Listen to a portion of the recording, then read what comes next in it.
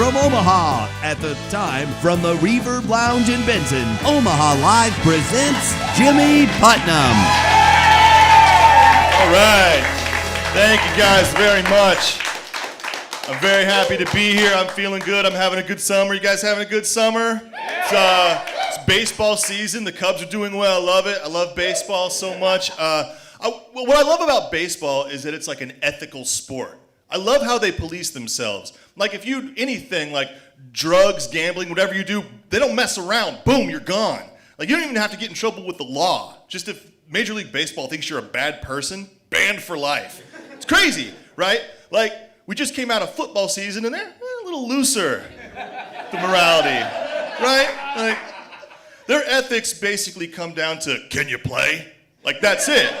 Like, and it's kind of hard to deal with. Like I remember 2 years ago, if you guys saw Ravens running back Ray Rice just beat up his fiance, and the NFL suspended him for 2 games, and then reinstated him, and he played the rest of the year. Like that seemed like kind of light punishment. And then a video surfaced on the internet of him committing that crime, and the NFL did nothing, despite their own rule that with indisputable video evidence you can overturn a call. It's their own rule. They ignored it. And then last year, you guys saw this, Dallas Cowboys defensive end Greg Hardy, he got busted for, and this is true, sexually assaulting a woman on top of a pile of assault rifles.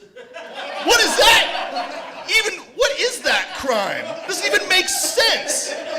It's like he took that's like the kind of thing you hear about, and you're like, man, I hope Batman got there in time. Like that's how cartoonish it is. Like he took 2 different evil acts and smashed them together to create a brand new atrocity. Like if somebody's killed a bunch of kittens with a baby, you know, it's just bananas.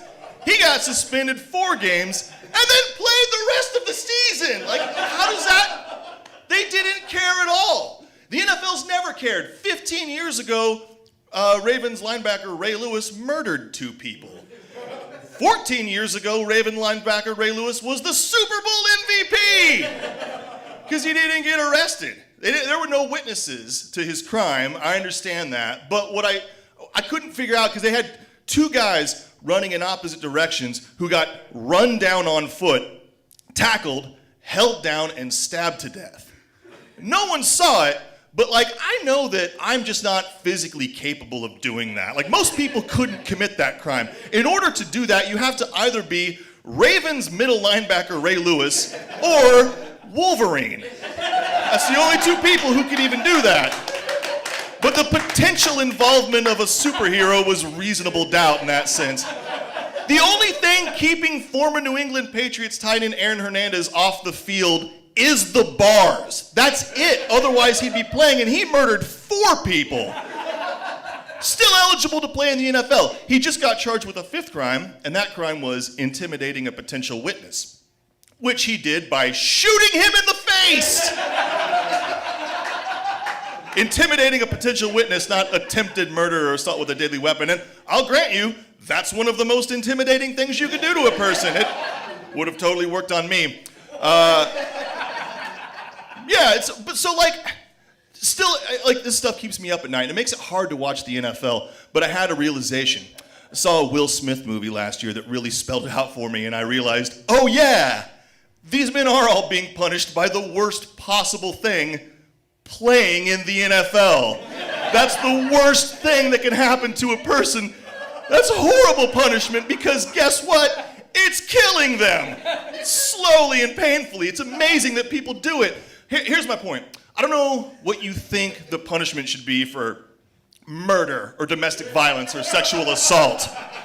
But if you think the punishment should be getting repeatedly bludgeoned in the head for 10 years until you lose all concept of reality and die in your early 40s confused, broke, and alone, I give you the NFL. America's longest green mile. That's the purpose it serves.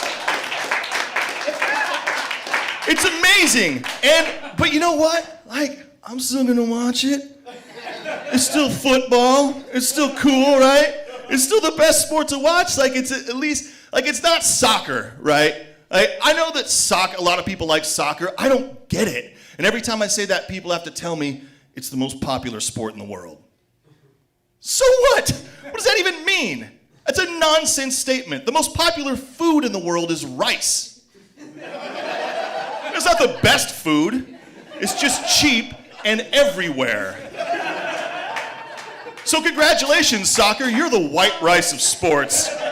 And I will stick with murder ball. Thank you. I have been Jimmy Putnam. You guys are fantastic. Enjoy the rest of the show.